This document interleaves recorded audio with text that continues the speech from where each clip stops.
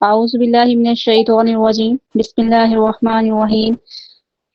رب اشرح لي صدري ويسر لي أمري واحلل عقدة من لساني يفقهوا قولي رب زدني علما اللهم إني أسألك علما نافعا ورزقا طيبا وعملا متقبلا رب يسر ولا تعسر وتمم بالخير وبك نستعين آمين يا رب العالمين 5 ہے سورۃ المائدہ اور آیت نمبر ہے 43 وکیفہ اور کیسی یحکمون کا وہ منصف بنائیں گے آپ کو وعندہم حالانکہ ان کے پاس ہے التورات تورات فیہا اس میں حکم ہے اللہ تعالی کا ثم پھر یتولون منہ موڑ رہے ہیں من بعدی اس کے بعد ذالکا اس کے وما اور نہیں اولئک وہ لوگ ہیں بالمؤمنین مومن اور وہ آپ کو کیسے منصف بنائیں گے حالانکہ ان کے پاس تورات ہے جس میں اللہ تعالیٰ کا حکم ہے پھر اس کے بعد بھی وہ منہ موڑنے والے ہیں اور وہ لوگ مومن ہی نہیں ہیں یا یہودیوں کی بات ہو رہی ہے کہ یہودیوں کے پاس تورات ہے لیکن وہ اپنی کتاب کو چھوڑ کر آپ کو حاکم بنا رہے ہیں در حقیقت اپنی خواہشات کے مطابق فیصلہ کروانا چاہتے ہیں ان دلچسپی اللہ تعالیٰ کی کتاب سے نہیں ہے اپنی خواہشات سے ہے اگر وہ مومن ہوتے تو ایمان کے تقاضے اور اس کے جو واجبات ہیں اس پہ عمل کرتے لیکن اللہ تعالیٰ کے حکم سے وہ منہ موڑ رہے ہیں حالانکہ اللہ تعالیٰ نے ہر چیز کا حکم ہر چیز کا فیصلہ تورات میں کر دیا ہے لیکن اس کے باوجود وہ تورات سے عدل لینے کے بجائے تورات سے انصاف لینے کے بجائے تورات پر عمل کرنے کے بجائے حضور پاک صلی اللہ علیہ وسلم کے پاس جاتے ہیں تاکہ شاید وہ ان کی خواہش کے مطابق فیصلہ کر دیں یا شاید ان کے حق میں اگر وہ جائز ہے یا ناجائز ہے تو بھی وہ فیصلہ کر دیں تو اللہ تعالیٰ فرما رہے ہیں کہ حقیقت میں مومن نہیں ہے یعنی تورات اور موسیٰ علیہ السلام پہ ایمان لانے والے نہیں ہیں وہ نہ آپ صلی اللہ علیہ وسلم پر ایمان رکھتے ہیں نہ آپ صلی اللہ علیہ وسلم کے حکم پر اور نہ تورات کے حکم پر ایمان رکھتے ہیں اگر کوئی ایمان لاتا ہے تو اسے اپنی پوری زندگی میں شریعت کو نافذ کرنا پڑے گا ایسا نہیں ہوتا کہ ہم ایک حکم کو مانیں اور دوسرا اپنی مرضی کے مطابق فیصلے کریں آیت نمبر 44 ہے انا بے شک انزلنا نازل کی ہم نے تورات فیہا اس میں ہدن ہدایت ہے ونور اور روشنی ہے یحکم فیصلہ کرتے تھے فیہا اس کے ساتھ النبیون انبیاء الذین جو اسلموا فرما بردار ہوئے للذین ان لوگوں کے لیے ہادو یہودی ہوئے وربانیون اور اللہ والے والاحبار اور علماء بما اس لیے کہ استحفظوا انہیں محافظ بنایا گیا من کتاب اللہ تعالیٰ کی کتاب کا وکانو اور وہ تھے علیہ اس پر شہداء گواہ فلا تخشو چنانچہ تم نہ ڈرو الناس لوگوں سے وخشونی اور تم ڈرو مجھ سے ہی ولا تشترو اور نہ تم خریدو بآیاتی میری آیات کے بدلے ثمنن قیمت قلیلاً تھوڑی ومن اور جو لم یحکم نہ وہ فیصلہ کرے بما اس کے مطابق جو انزلہ نازل کیا گیا ہے اللہ تعالیٰ نے فاولئک تو وہی لوگ ہیں ہم الکافرون وہی کافر ہیں یقیناً ہم نے تورات نازل کی جس میں ہدایت اور روشنی تھی اسی کے مطابق اللہ تعالیٰ کے فرما بردار انبیاء اللہ والے اور علماء ان لوگوں کے لیے فیصلہ کرتے تھے جو یہودی بنے اس لیے کہ انہیں کتاب اللہ کا محافظ بنایا گیا تھا اور وہ اس پر گواہ بھی تھے چنانچہ تم لوگوں سے نہ ڈرو مجھ سے ڈرو اور میری آیات کے بدلے تھوڑی قیمت نہ لو اور جو اس کے مطابق فیصلہ نہ کریں جو اللہ تعالیٰ نے نازل کیا ہے تو وہی لوگ کافر ہیں تورات کی تعریف کی گئی ہے کہ اللہ تعالیٰ نے جب تورات نازل کی تھی تو جو انبیاء تھے اللہ والے تھے جو دیندار لوگ تھے وہ اس کے مطابق فیصلے کیا کرتے تھے جو حضرت موسیٰ علیہ السلام پہ اتاری تھی جس میں ہدایت اور روشنی تھی اس کے احکام کے مطابق اللہ تعالیٰ کے فرما بردار بھی لوگ نبی بھی اور علماء بھی جو اس کتاب کو جانتے تھے اور اس کی حفاظت کرتے تھے کیونکہ اللہ تعالیٰ نے ان کو محافظ بنایا تھا تو تورات کی جتنے بھی احکامات تورات میں تھے اس کے مطابق فیصلے کیا کرتے تھے اور اللہ تعالیٰ نے یہ کہا ہے کہ تورات وہ کتاب تھی جو اندھیروں سے روشنی کی طرف لانے والی تھی ظلم جہالت شک حیرت شبہات اور شہوت کی طریقوں میں سے روشنی حاصل کی جاتی تھی یہودیوں کے جھگڑوں میں اللہ تعالیٰ کے چنے ہوئے بندے یعنی پیغمبر فیصلہ کیا کرتے تھے یہودیوں کے کوئی بھی مسئلے مسائل ہوتے تھے اس میں لوگ تورات سے ہی فیصلے کیا کرتے تھے پیغمبروں کا اسلام سب سے عظیم تھا اور پھر جب پیغمبر اللہ والے اور علماء تورات کو اپنا امام بناتے اس کی پیروی کرتے تو یہودیوں کو تورات کی پیروی سے کس نے روکا ہے خاص طور پر محمد صلی اللہ علیہ وسلم پر ایمان لانے کے حکم کو وہ کیوں نہیں قبول کرتے، جبکہ آپ صلی اللہ علیہ وسلم پر ایمان لائے بغیر کوئی عمل قبول نہیں ہوتا۔ کہ علماء بھی جو تورات کے علماء تھے، یہودیوں کے جو علماء تھے جو تورات کا علم جانتے تھے، وہ ہر چیز میں فیصلے بھی تورات سے کرتے تھے، اور تورات ان کے ہاں مقدس سمجھی جاتی تھی، لیکن صرف وہ یہ حکم نہیں مانتے تھے جو اللہ تعالیٰ نے محمد صلی اللہ علیہ وسلم کے بارے میں نازل کیا تھا، وہ اس چیز پہ نہیں آتے تھے۔ تو اللہ تعالیٰ فرماتے ہیں کہ تم ان سے نہ ڈرو، لوگوں سے مت ڈرو، تم مجھ سے ہی ڈرو، کیونکہ انسان کا جو خوف ہوتا ہے اس پر، انسان کے خوف کی وجہ سے دین پر عمل کرنا مشکل ہو جاتا ہے۔ تو اللہ تعالیٰ یہ فرما رہے ہیں کہ رکاوٹیں آئیں گی اگر تم لوگوں سے ڈرو گے، تم مجھ سے ہی ڈرو، لوگوں سے مت ڈرو، اور میری آیات کے بدلے تھوڑی قیمت نہ لو۔ کیونکہ پہلے ایسا ہوتا تھا کہ جو علماء تھے، یہودی علماء، وہ دوسروں سے پیسے لے کر، یہودیوں سے پیسے لے کر احکامات چینج کر دیا کرتے تھے، اور جو سننے والے لوگ جیسا سننا چاہتے تھے ویسا ہی ان کو جو ہے علم دیا کرتے تھے، ویسے ہی فیصلے دیا کرتے تھے، اور ان سے قیمت لے لیتے تھے، پیسے لے لیتے تھے، یا کوئی بھی اس دور میں جو بھی چیز ہوتی ہوگی، دینار یا کچھ بھی درہم یا کوئی بھی چیز جو اس دور میں تھی، وہ لے لیا کرتے تھے، اور اللہ تعالیٰ کے احکامات کو چینج کر دیتے تھے اور ان کے مطابق فیصلہ کر دیتے تھے، جس طرح سے وہ چاہتے تھے ویسا فیصلہ کر دیتے تھے۔ تو اللہ تعالیٰ فرماتے ہیں کہ میری آیات کے بدلے جو ہے تھوڑی قیمت مت لو، اور ایسا نہ کرو کہ میری آیات کو بیچ دو۔ بیچنے کا مطلب ہے کہ چینجنگ کر کے نا اللہ تعالیٰ کے کام کو کسی اور طرح سے پیش کر دینا کسی اور کے آگے، صرف اس لیے کہ ان کو جو ہے وہاں سے مفاد تھا، یا ان کو وہاں پر جو ہے وہ کچھ ان کے عزت میں فرق نہ آئے، کہ وہ یہ نہ سمجھیں کہ لوگ ان کے پاس آنا چھوڑ دیں، لوگ ان کی عزت و احترام کرنا چھوڑ دیں، تو پھر جس طرح سے لوگ ڈیمانڈ کرتے تھے اس طرح کے وہ فیصلے کیا کرتے تھے۔ اللہ تعالیٰ فرماتے ہیں جو کچھ تمہیں رسول دیں وہ تم لے لو، اور جس چیز سے تمہیں روکیں اس سے رک جاؤ۔ اس طرح کسی بھی کتاب کی اطاعت کی جاتی ہے، مطلب کہ تورات میں اگر جو اللہ نے کہا ہے، زبور میں جو کہا ہے، انجیل میں جو کہا ہے، قرآن پاک میں جو کہا ہے، ان سب کی اطاعت اس طرح ہوگی کہ جو رسول تمہیں دے وہ لے لو، اور جس سے تمہیں منع کرے ان سے رک جاؤ۔ سیدنا ابن عباس فرماتے ہیں کہ اس کا جو کفر ہے وہ اس آیت کے ساتھ ہے، کہ جیسے اللہ نے فرمایا کہ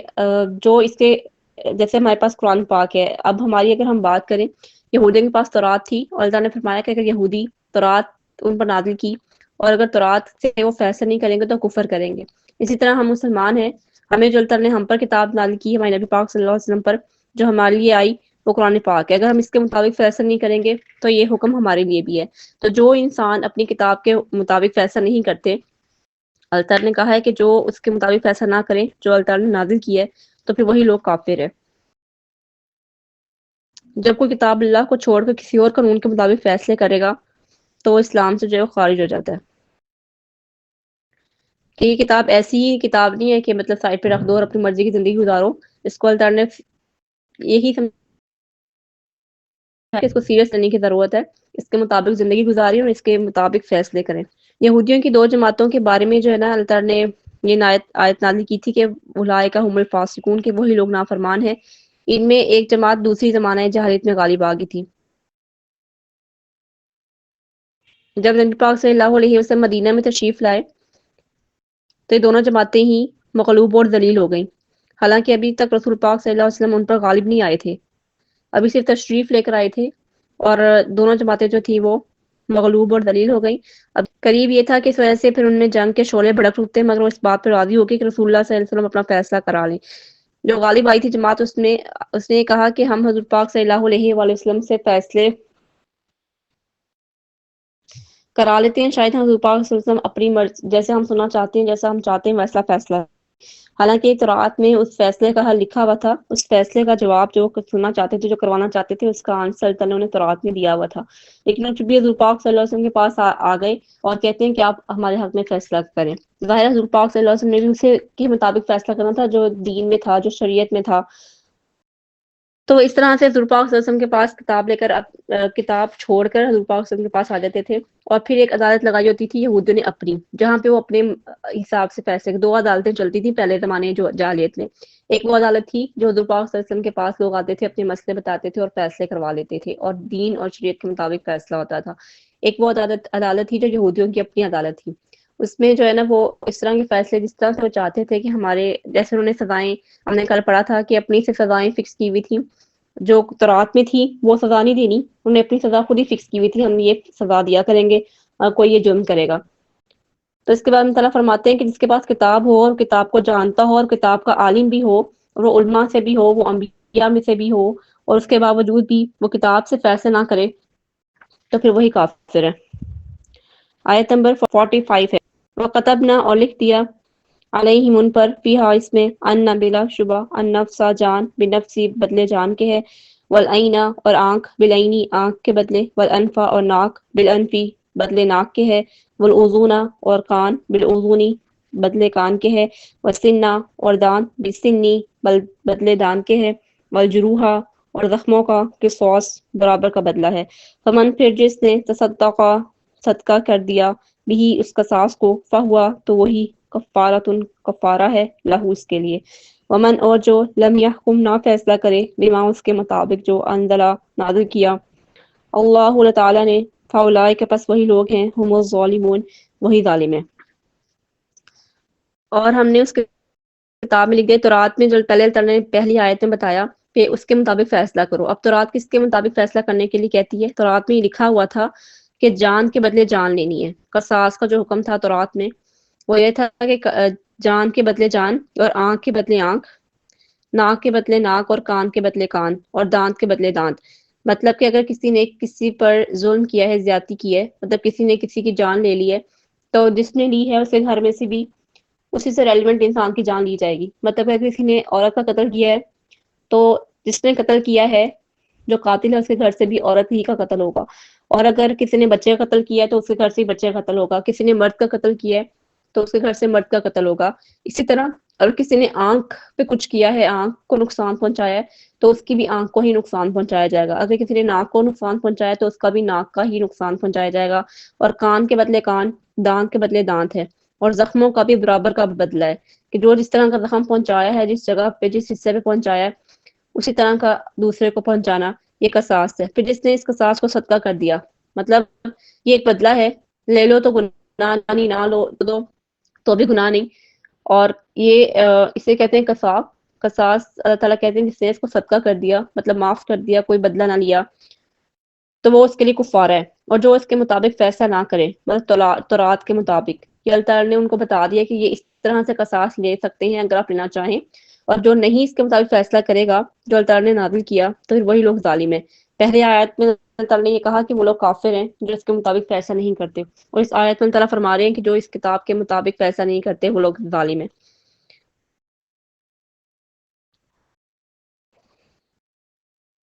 سیدنا انس رضی اللہ تعالیٰ کہتے ہیں کہ ایک یہودی نے ایک لکڑی کا سر دو پتھروں کے درمیان، یہ واقعہ کب نازل ہوئی تھی آیت؟ جب ایک یہودی تھا، اس نے ایک لڑکی کا سر دو پتھروں کے درمیان رکھ کے کچل دیا۔ اس سے پوچھا گیا یہ کس نے کیا؟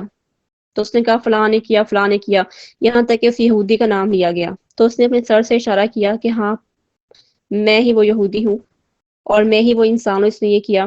اور پھر جب اس یہودی کو پکڑ لیا تو اس نے جو ہے اپنا جرم مان لیا کہ میں نے ہی یہ کیا ہے۔ پھر نبی پاک صلی اللہ علیہ وسلم نے حکم دیا اسی یہودی کا سر بھی دو پتھروں کے درمیان رکھ کے کچل دیا جائے، تو یہ ہوتا ہے قصاص، جس کا حکم اللہ تعالیٰ نے دیا ہے کہ جو اس نے زیادتی کی ہے، جس طرح سے کیا ہے، سیم ایز اٹ از آپ اس سے بدلہ لے سکتے ہیں۔ تورات میں جو قصاص کے احکام تھے، عملی طور پر یہود نے ان کو بھی بدل دیا،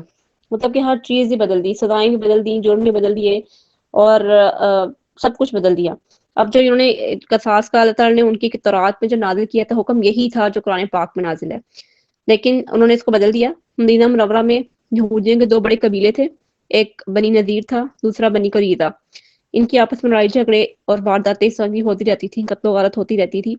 بنی نذیر جو تھے وہ اپنے آپ کو بہت اعلیٰ سمجھتے تھے، اور جب کوئی شخص بنی نذیر میں سے بنی قریظہ کو قتل کر دیتا تھا تو اسے قصاص میں قتل نہیں ہونے دیتے تھے، مطلب کہ اپنا قصاص نہیں دیا کرتے تھے کہ ہم بہت اعلیٰ افضل ہیں، ہمارا ایک سٹینڈرڈ ہے، ہماری عزت و احترام ہے، تو ہم کیوں اپنا بندہ لیں، ہم تو قصاص نہیں دیں گے۔ لیکن اگر بنی قریظہ کا کوئی شخص قتل کر دیا جاتا تو پھر وہ ان سے قصاص لیتے، اور دیت میں 140 کھجوریں بھی لیتے تھے، اور اگر بنی نذیر کی کوئی عورت بنی قریظہ کے ہاتھ سے قتل ہو جاتی تو اس کے عوض بنی قریظہ کے مرد کو قتل کرتے تھے۔ اور اگر کوئی غلام قتل ہو جاتا تھا تو اس کے بدلے بنی قریظہ کے آزاد مرد کو قتل کرتے تھے۔ اس طرح کے قانون انہوں نے اپنے سے بنائے ہوئے تھے اور بنی قریظہ کو مال کم دیتے تھے اور خود اس سے دگنا لیتے تھے۔ تو یہ اس طرح کی حرکتیں کرتے تھے، اس لیے اللہ تعالیٰ نے ان کے لیے آیات نازل کی ہیں کہ قصاص جس طرح کا غلام کے بدلے غلام ہی لینا ہے، آزاد مرد کے بدلے آزاد، عورت کے بدلے عورت ہی کو نقصان پہنچانا ہے، بچے کے جو مطابق بچے کو ہی نقصان پہنچے گا۔ لیکن یہ اپنے سے چینجنگ کرتے تھے اور اپنی جب ان کا قبیلے کا کوئی قتل ہو جاتا تھا تو یہ دیے دیتے تھے، کوئی پیسے دے دیے، کھجوریں دے دی، کوئی چیز دے دی، انہیں سب کچھ اپنے ہی احکام تھے، اپنی کتاب تھی، اپنے فیصلے تھے، تو اس طرح سے کرتے تھے۔ لیکن جب بنی قریظہ کو کچھ نقصان پہنچا تھا تو ان سے ڈبل وصول کرتے تھے۔ اگر ان کے غلام کو اگر وہ ان کے غلام کو مارتے تھے تو یہ ان کے آزاد مرد کو مارتے تھے۔ امام بخاری کہتے ہیں کہ عورت کے بدلے میں مرد کا قتل کرنا، جو عورت کا قاتل ہو، اس کے تحت یہ حدیث بیان کی ہے کہ سیدنا انس بن مالک رضی اللہ تعالیٰ عنہ نے بیان کیا کہ نبی کریم صلی اللہ علیہ وآلہ وسلم نے ایک یہودی کو ایک لڑکی کے بدلے میں قتل کرا دیا تھا۔ یہودی نے اس لڑکی کو چاندی کے زیورات کے لالچ میں قتل کر دیا تھا، تو رسول اللہ صلی اللہ علیہ وآلہ وسلم نے فرمایا تمام مسلمانوں کے خون برابر ہیں۔ اور رسول اللہ صلی اللہ علیہ وآلہ وسلم نے بخاری میں فرمایا کہ کافر کے بدلے مسلمان کو قتل نہ کیا جائے، اس کی وجہ یہ ہے کہ کافر مومن کے برابر نہیں ہو سکتا۔ بخاری کی حدیث ہے 111 نمبر پہ۔ سیدنا انس بن مالک فرماتے ہیں کہ جو سیدنا انس رضی اللہ تعالیٰ عنہ کی پھوپھی تھی، انصار کی ایک لڑکی کے آگے دانت توڑ دیے۔ لڑکی والوں نے قصاص چاہا تو نبی کریم صلی اللہ علیہ وسلم کی خدمت میں حاضر ہوئے۔ نبی صلی اللہ علیہ وسلم نے بھی قصاص کا حکم دے دیا۔ سیدنا انس بن مالک کے چچا انس بن نضر نے کہا نہیں، اللہ کی قسم ان کا دانت نہ توڑا جائے۔ نبی صلی اللہ علیہ وسلم نے فرمایا انس، یہ اللہ کی کتاب کا حکم ہے، اللہ کا حکم قصاص ہی کا ہے۔ پھر لڑکی والے معافی پر راضی ہو گئے اور دیت منظور کر لیا۔ تو اس پر نبی پاک صلی اللہ علیہ وسلم نے فرمایا اللہ تعالیٰ کے بہت سے بندے ایسے ہیں کہ اگر اللہ تعالیٰ کا نام لے کے قسم کھا لے تو اللہ ان کی قسم سچی کر دیتا ہے۔ تو یہ آپ ڈیپینڈ کرتا ہے کہ اگر آپ بدلہ لینا چاہتے ہیں تو ایز اٹ از چیز کا بدلہ لیں، چاہے تو دیت لے لیں، مطلب کوئی بھی چیز ان سے وصول کر لیں، یا چاہے تو انہیں معاف کر دیں۔ یہ تین آپشنز ہوتی ہیں۔ اور ایک صحابی ہم کہتے ہیں کہ میں جنگ میں گیا، وہاں ایک شخص نے دوسرے کو دانت سے کاٹا، اس نے زور سے اپنا ہاتھ کھینچا تو کاٹنے والے کو کا دانت ٹوٹ گیا۔ پھر وہ قصاص کے لیے آپ صلی اللہ علیہ وسلم کے پاس آیا تو آپ صلی اللہ علیہ وسلم نے اس کا قصاص باطل قرار دیا اور وہ فرمایا کہ کیا وہ اپنا ہاتھ تیرے منہ میں رہنے دیتا کہ تو اسے یوں چبا جائے جیسے اونٹ چبا ڈالتا ہے؟ اور جو جان بوجھ کر کسی کو زخمی کرتا ہے تو پھر اس کا جو ہے وہ جاہرہ سے زخموں کا قصاص لیا جائے گا۔ سیدنا عبداللہ بن عمر رضی اللہ تعالیٰ عنہ بیان کرتے ہیں کہ شخص نے دوسرے کے گھٹنے پر ایک سینگ مارا تو نبی پاک صلی اللہ علیہ وآلہ وسلم کی خدمت میں حاضر ہو کر عرض کرنے لگا اللہ کے رسول مجھے قصاص دلائیں۔ آپ صلی اللہ علیہ وآلہ وسلم نے فرمایا جلدی نہ کرو یہاں تک کہ تمہارا زخم مندمل ہو جائے، مگر اس نے دوبارہ حاضر ہو کے عرض کیا آپ مجھے قصاص دلائیں۔ چنانچہ آپ صلی اللہ علیہ وآلہ وسلم نے اسے قصاص دلایا اور کچھ عرصے کے بعد وہ دوبارہ حاضر ہو کے کہنے لگا اللہ کے رسول میں تو لنگڑا ہو گیا ہوں۔ رسول اللہ صلی اللہ علیہ وآلہ وسلم نے فرمایا میں نے تمہیں منع کیا تھا مگر تم نے میری نافرمانی کی تو اللہ تعالیٰ نے تمہیں دور کر دیا، اب تمہارا لنگڑا پن رائگاں ہو جائے گا۔ اس کے بعد رسول اللہ صلی اللہ علیہ وآلہ وسلم نے منع کر دیا کہ اس وقت تک زخم کا قصاص نہ لیا جائے جب تک زخمی شخص تندرست نہ ہو جائے۔ یہ بھی ایک پوائنٹ ہے کہ قصاص اس وقت تک نہ لیں جب تک آپ کا زخم جو ہے وہ ٹھیک نہیں ہو جاتا، تب تک قصاص نہ لیں۔ اور معاف کر دینے والے کے حق میں کفارہ ہے، کیونکہ جس طرح اس نے اپنے حق میں جرم کو مان لیا، قبول کر لیا، تو پھر اس کو معاف کر دیا جائے، کیونکہ اللہ تعالیٰ بھی جو ہے معاف کرنے والوں کو پسند کرتا ہے۔ تو رسول اللہ صلی اللہ علیہ وآلہ وسلم نے فرمایا جس شخص کے جسم کا کوئی حصہ زخمی کر دیا جائے پھر وہ اسے معاف کر دے، تو جتنا اس نے معاف کیا اللہ تعالیٰ اتنا ہی اس چیز کو اس کے گناہوں کا کفارہ بنا دے گا۔ اور صحیح مسلم میں حدیث ہے صدقہ دینے سے مال کم نہیں ہوتا، اور جو بندہ معاف کر دیتا ہے اللہ تعالیٰ اس کی عزت بڑھاتا ہے، اور جو بندہ اللہ تعالیٰ کی عاجزی کرتا ہے اللہ تعالیٰ کے لیے اللہ تعالیٰ اس کا درجہ بلند کر دیتا ہے۔ سیدنا ابن عباس نے فرمایا کہ اگر اس فعل کو حلال سمجھتے ہوئے کیا جائے تو یہ سب سے بڑا ظلم ہے، اور اگر اس کو حلال نہ سمجھتے ہوئے کیا جائے تو یہ گناہ کبیرہ ہے۔ مطلب کہ جو یہ اس کے بارے میں ہے کہ جو اللہ تعالیٰ کی دی گئی کتاب کے مطابق فیصلہ نہ کرے وہ ظالم ہے، کیونکہ اس لیے کہ اللہ تعالیٰ کی شریعت کے بجائے انسانوں کو اپنی شریعت پہ چلاتا ہے، وہ اپنے آپ کو ہلاکت میں ڈالتا ہے اور اپنی ذات اپنے تمام لوگوں کی زندگیوں کو عذاب میں ڈالتا ہے۔ تفسیر نے فرمایا کہ جو اس کو حلال سمجھتے ہوئے کیا جائے تو یہ سب سے بڑا ظلم ہے کہ جو مرضی کرے مطلب حلال ہے ہمارے لیے، ہم فیصلہ قرآن سے کریں یا نہ کریں، اور اگر اس کو حلال نہ سمجھتے ہوئے کیا جائے تو پھر یہ گناہ کبھی ہے، مطلب کہ دونوں طرح سے یہ ہلاکتیں ہیں، چاہے آپ اس کو حلال سمجھیں یا نہ سمجھیں، دونوں طرح سے ہی ہلاکت ہے انسان کے لیے، کیونکہ پہلے آیت میں اللہ نے فرمایا کہ جو اس کے مطابق فیصلہ نہیں کرتے تو پھر وہ کافر ہیں، اور دوسری آیت میں طرف ہم آ رہے ہیں کہ پھر وہ ظالم ہے۔ آیت نمبر 46 ہے، وقفینا اور پیچھے بھیجا ہم نے اعلیٰ آثارہم ان کے قدموں کے نشانوں پر، بھی عیسیٰ ابن مریم عیسیٰ ابن مریم کو مصدقاً تصدیق کرنے والا تھا، بما اس کے لیے جو بین یدیہ ان سے پہلے تھی، من التوراۃ تورات سے، وآتیناہ عطا کی ہم نے اس کو، الانجیل انجیل، فیہ اس میں ہدن ہدایت ہے، ونوراً اور روشنی تھی، مصدقاً تصدیق کرنے والی تھی، بما اس کے لیے جو بین یدیہ اس سے پہلے تھی، من تورات سے، وہدن اور ہدایت، و موعظۃ اور نصیحت، للمتقین پرہیزگاروں کے لیے۔ اور ہم نے ان کے پیچھے ان کے قدموں کے نشانوں پر عیسیٰ ابن مریم کو بھیجا جو اس سے پہلے تورات کی تصدیق کرنے والا تھا، اور ہم نے اس کو انجیل عطا کی جس میں ہدایت اور روشنی تھی، اور جو اپنے سے پہلے تورات کی تصدیق کرنے والی تھی، اور متقی لوگوں کے لیے ہدایت اور نصیحت تھی۔ پہلے اللہ تعالیٰ نے جو بات کی ہے وہ ساری تورات کے بارے میں کی تھی، اور تورات کے بارے میں اللہ تعالیٰ نے یہی الفاظ استعمال کیے تھے کہ وہ ہدن اور نور ہے، مطلب ہدایت ہے اور روشنی ہے، اور یہی الفاظ انجیل کے لیے یوز ہو رہے ہیں کہ جو انجیل تعالیٰ نے آسمانی کتاب نازل کی تھی وہ بھی ہدایت تھی، اس میں بھی ہدایت تھی اور روشنی تھی پرہیزگاروں کے لیے، اور وہ تصدیق کرتی تھی، مطلب وہ پروف کرتی تھی کہ اس سے پہلے جو کتاب نازل ہوئی وہ تورات تھی، تورات کے بعد انجیل آئی۔ تو سیدنا عیسیٰ علیہ السلام تورات کے حق کے ساتھ گواہی دینے والے تھے، ان کی شریعت کے مطابق فیصلے کرنے والے تھے۔ یہاں پہلے اللہ تعالیٰ نے موسیٰ علیہ السلام کی تعریف کی کہ موسیٰ علیہ السلام جو بھی فیصلہ کرتے تھے وہ اسے تورات سے کرتے تھے، اور اب بات ہو رہی ہے حضرت عیسیٰ علیہ السلام کی کہ وہ جو بھی فیصلہ کرتے تھے انجیل سے کرتے تھے۔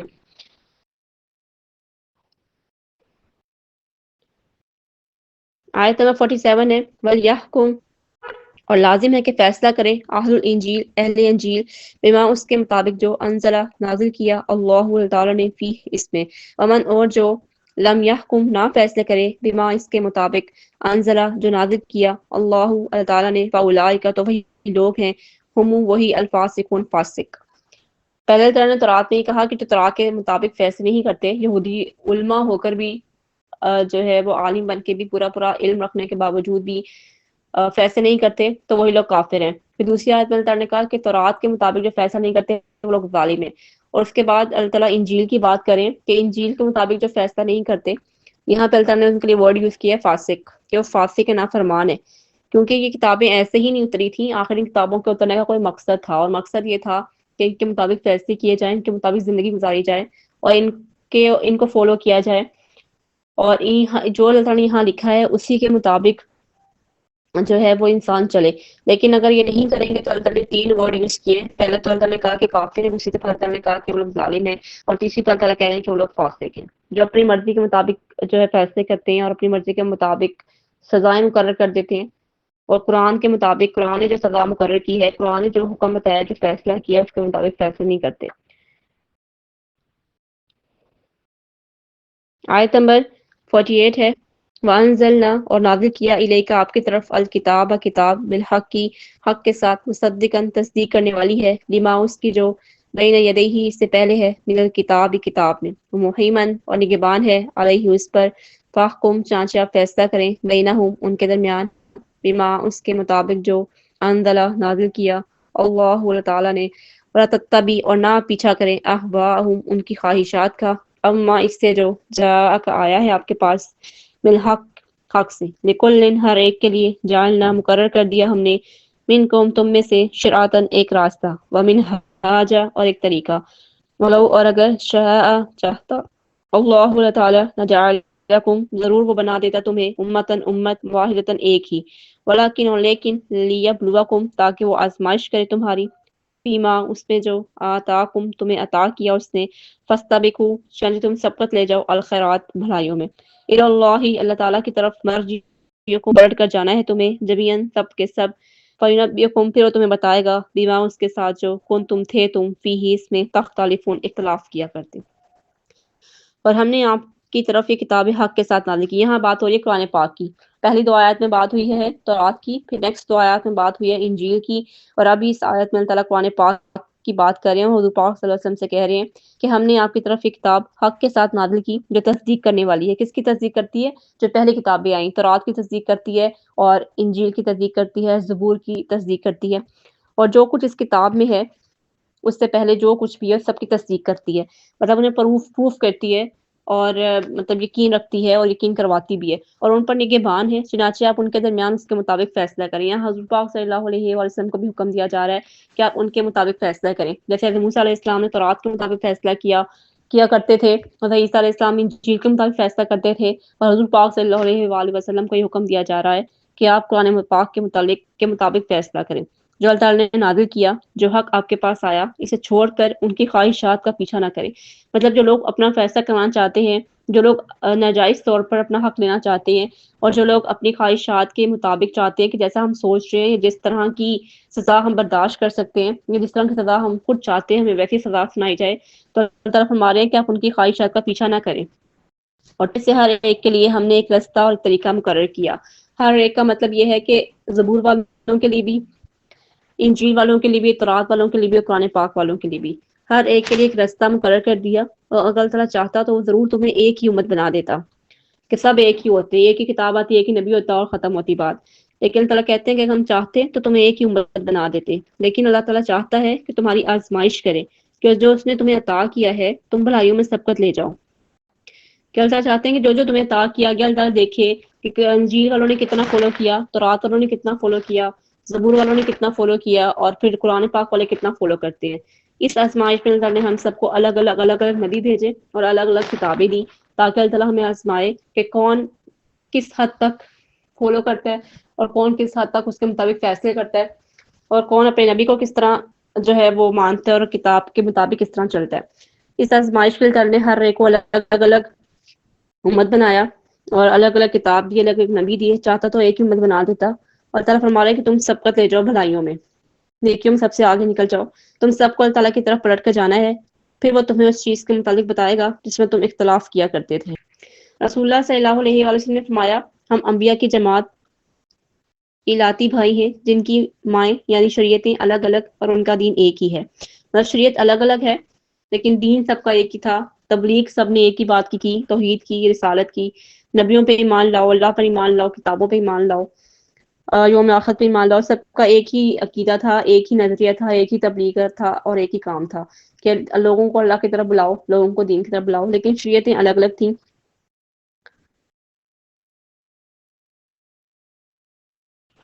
اور اللہ تعالیٰ نے جہاں یہ بات کی کہ نیکیوں میں آگے بڑھ جاؤ، واستبقوا الخیرات، نیکیوں میں سبقت لے جاؤ، بھلائیوں میں سب سے. اور یہ وہ بات تھی جو حضرت عمر رضی اللہ تعالیٰ عنہ ہمیشہ کوشش کرتے تھے کہ حضرت ابوبکر صدیق رضی اللہ تعالیٰ عنہ سے آگے نکل جاؤں. کہ حضرت ابوبکر صدیق رضی اللہ تعالیٰ عنہ کی نیکیاں بہت زیادہ تھیں. ان کی نیکیاں اتنی زیادہ تھیں کہ حضور پاک صلی اللہ علیہ وسلم ایک دفعہ انہوں نے عائشہ رضی اللہ تعالیٰ عنہ سے فرمایا تھا کہ تمہیں میں بتاؤں کہ جتنے ستارے ہیں ان ستاروں کی طرح بھی کسی کی نیکیاں ہیں، جیسے ہم ستاروں کو کاؤنٹ نہیں کر سکتے، تو اس طرح حضور پاک صلی اللہ علیہ وسلم نے فرمایا کہ جتنے ستارے ہیں ان ستاروں جتنی بھی کسی کی نیکیاں ہیں. تو عائشہ رضی اللہ تعالیٰ عنہ نے پوچھا کہ وہ کون ہے، تو حضور پاک صلی اللہ علیہ وسلم نے فرمایا کہ وہ ابو بکر ہے، کیونکہ اتنی نیکیاں ہیں جس کے ہم ستاروں کو بھی کاؤنٹ نہیں کر سکتے. ایون کہ حضور پاک صلی اللہ علیہ وسلم کے بارے میں یہ فرمایا تھا کہ میں نے جس نے بھی میری جیسی بھی مدد کی، میں نے سب کا حق ادا کر دیا، لیکن میں ابو بکر کا حق ادا نہیں کر سکا. اور ان کے متعلق یہ بھی فرمایا تھا کہ ابو بکر صدیق کا ایمان اس طرح کا ایمان ہے کہ ان جیسا ایمان کسی کا بھی نہیں ہے، کسی کا بھی نہیں ہے. مطلب کہ صحابہ میں سے بھی ان جیسا ایمان کسی کا نہیں تھا، ابو بکر صدیق کا جیسا ایمان تھا. اور یہ لفظ حضور پاک صلی اللہ علیہ وسلم کے خود ہیں. تو اس لیے حضرت ابوبکر صدیق کی ہمیشہ نیکیاں تھیں، ہمیشہ آگے نکل جاتے تھے. حضرت عمر رضی اللہ تعالیٰ عنہ جو ہے وہ ہمیشہ کوشش کرتے تھے کہ میں کبھی حضرت ابوبکر سے آگے نکل جاؤں. تو پہلے صحابہ ایک دوسرے سے آگے نکلنے کی کوشش کرتے تھے اور دینداری سے بہت امپریس ہوتے تھے، اور کوشش کرتے تھے کہ اگر اس نے ایک اچھا کام کیا تو میں اور اس سے اور زیادہ اچھا کام کروں، اور اگر یہ اللہ تعالیٰ کے قریب ہے تو میں اس سے زیادہ اللہ تعالیٰ کے قریب ہوں. اگر یہ 4 نمازیں پڑھتا ہے تو میں 5 نمازیں پڑھوں، اگر یہ روزہ رکھتا ہے ایک تو میں 2 روزے رکھوں. اس طرح کی نیکیوں میں بہت زیادہ سب کو لے جاتے تھے، اور ان کا کمپٹیشن اسی طرح کا ہوا کرتا تھا کہ کون نیکیوں میں آگے لے جاتا ہے. کسی کی اچھی بات سنتے تھے تو فوراً ان سے ڈبل کرنے کی کوشش کرتے تھے. اللہ تعالیٰ ہمیں بھی توفیق دے کہ ہم بھی نیکیوں میں سبقت لے جائیں. آمین آیت نمبر 48 ہے واہنکم، اور آپ فیصلہ کریں بینہم ان کے درمیان بما اس کے ساتھ جو انزل نازل کیا اللہ تعالیٰ نے، وتتبعوا اور نہ آپ پیچھا کریں احواہم ان کی خواہشات کا، وحذرہم اور آپ بچ کر رہیں ان سے، ان یہ کہ نہ یفتنک وہ فتنے میں ڈال دیں آپ کو، ام بعض سے ماں جو انزلہ نازل کیا اللہ تعالی نے الیک آپ کی طرف، فائن پھر اگر تولو وہ منہ موڑ لے، فعلم تو آپ جان لیں، انما یقیناً یرید اللہ تعالیٰ ارادہ رکھتا ہے، ان یہ کہ مصیبہم وہ مصیبت میں مبتلا کر دے انہیں، بعض ذنوبہم ان کے گناہوں کے، وَإِنَّ اور بے شک کثیراً اکثر من الناسی لوگوں میں سے لفاسقون نافرمان ہیں۔ اور یہ کہ آپ ان کے درمیان اس کے مطابق فیصلہ کریں جو اللہ تعالیٰ نے نازل کیا۔ دوبارہ اللہ تعالیٰ یہ فرما رہے ہیں کہ آپ قرآن مجید کے اکارڈنگ، قرآن پاک کے اکارڈنگ جو اللہ تعالیٰ نے آپ پہ نازل کیا ہے اس کے مطابق فیصلہ کریں، ان کی خواہشات کا پیچھا نہ کریں اور ان سے بچ کر رہیں، کہیں آپ کو اس میں سے بعض کے متعلق فتنے میں نہ ڈال دیں جو اللہ تعالیٰ نے آپ کی طرف نازل کیا۔ پھر اگر وہ منہ موڑ لیں تو جان لیں کہ یقیناً اللہ تعالیٰ ارادہ رکھتا ہے کہ ان کے بعض گناہوں کی وجہ سے انہیں مصیبت میں مبتلا کر دے، اور بلا شبہ انسانوں میں سے اکثر نافرمان ہے۔ یہ دو جو ہے یہودیوں کے جو دو عالم تھے وہ گئے حضور پاک صلی اللہ علیہ وسلم کے پاس اور کہتے ہیں کہ چلو آؤ ہم حضور پاک صلی اللہ علیہ وسلم کے پاس چلتے ہیں اور جا کے ہم ان کے دین میں نا کوئی فتنہ پیدا کر کے آتے ہیں۔ جب یہ حضور پاک صلی اللہ علیہ وسلم کے پاس آئے اور کہنے لگے آپ جانتے ہیں کہ ہم یہودیوں کے عالم اور ان کے سردار ہیں، اگر آپ ہمیں فالو کر لیں، تو اگر آپ ہماری پیروی کر لیں، آپ ہمیں مان لیں، تو تمام یہودی آپ کی بھی پیروی کر لیں گے اور کوئی بھی ہماری مخالفت نہیں کرے گا۔ البتہ ہماری قوم کے درمیان کچھ اختلافات ہیں، ہم ان میں آپ کو فصیل بناتے ہیں، مطلب فیصلہ کرنے والا، آپ ہماری حمایت میں ان کے خلاف فیصلہ کر دیں، ہم پر ایمان لائیں اور ان پر ایمان لانے کا مطلب آپ ہم پر ایمان لائیں، ہم آپ پر ایمان نہیں لائیں گے، آپ ہم پر ایمان لائیں۔ وہ یہودی علماء یہ کہہ رہے ہیں کہ جو اللہ تعالیٰ نے نازل کیا ہے ہمیں اس پر ایمان نہیں لے کر آنا، جو ہم کہتے ہیں جو ہماری اپنی شریعت ہے جو خود سے بنائی ہوئی ہے آپ اس پر ایمان لے آئیں۔ تب اللہ تعالیٰ نے آیت نازل کی تھی کہ آپ ان کی خواہشات کا جو ہے نا وہ فیصلہ نہ کریں، ان سے بچ کے رہیں، اور اللہ تعالیٰ نے ساتھ یہ بھی کہا تھا کہ وہ آپ کو فتنے میں بھی ڈال سکتے ہیں، تو یہی ان کی طرف سے فتنہ تھا، یہ ان کی طرف سازش تھی کہ سردار ہیں ہم اور آپ ہماری طرف آ جائیں، آپ کو کوئی نقصان نہیں پہنچا سکے گا، کوئی کچھ نہیں بگاڑ سکے گا، آپ ہمارے دین کو فالو کر لیں اور ہم دونوں مل کر جو ہے وہ باقی لوگوں کو بھی جو ہے اپنی طرف اطاعت میں لے کر آئیں گے۔ تو رسول پاک صلی اللہ علیہ وسلم کو یہ بتایا جا رہا ہے کہ اگر لوگ آپ سے منہ پھیر لیں اور آپ کی شریعت کو پورے طریقے سے نہ آپ کو فالو کریں، نہ آپ کی شریعت کو فالو کریں اور نہ ہی آپ کے اس کو طریقوں کو بتائے ہوئے طریقوں پر چلیں، تو پھر اللہ تعالیٰ فرما رہے ہیں کہ میں پھر ان کے گناہوں کی وجہ سے ان سے مصیبت میں انہیں مبتلا کر دوں گا۔ یعنی یہود کی فطرت میں ہے کہ وہ رسول پاک صلی اللہ علیہ وسلم نافرمانی کرنے کی عادی تھی، کہ جو حضور پاک صلی اللہ علیہ وسلم نے انہیں کہنا انہیں اس کے اپوزٹ چلنا ہے، اور وہ صرف حسد کی وجہ سے ایسا کرتے تھے، ضد کی وجہ سے کہ جو آپ کہیں گے ہم نے وہ کرنا ہی نہیں ہے، ہم نے وہی کرنا ہے جو ہمیں صحیح لگے گا۔ اور جب انہیں پتہ چل جاتا تھا نا کہ یہ حضور پاک صلی اللہ علیہ وسلم نے فرمایا ہے یا یہ دین میں ایسا حکم آیا یا اللہ تعالیٰ نے فرمایا ہے، تو وہ تو 100% گارنٹی تھی کہ وہ کبھی بھی اس پر عمل نہیں کرتے تھے، اور وہ وہاں سے وہ چیز چینج کر دیتے تھے، بس انہیں پتہ چلنے کی دیر ہوتی تھی کہ یہ اللہ تعالیٰ نے بتا دیا ہے یا یہ اللہ تعالیٰ کا حکم ہے یا یہ دین میں اس طرح سے ہے، تو فوراً وہاں سے پھر جاتے تھے، اور منہ موڑ لینے کا مطلب یہ ہے کہ شریعت سے منہ موڑ لیتے تھے اور کوئی بات بھی نہیں مانتے تھے۔ آیت نمبر 50 ہے آفا حکمہ، تو کیا فیصلہ الجاہلیاتی جاہلیت کا یبغون وہ چاہتے ہیں، ومن اور کون احسن بہتر ہے من اللہ اللہ تعالیٰ سے حکمن فیصلے کرنے میں، یہ قوم ان لوگوں کے لیے یقیناً جو یقین رکھتے ہیں، تو کیا وہ جاہلیت کا فیصلہ چاہتے ہیں، اور کون اللہ تعالیٰ سے فیصلے کرنے میں بہتر ہے ان لوگوں کے لیے جو یقین رکھتے تھے۔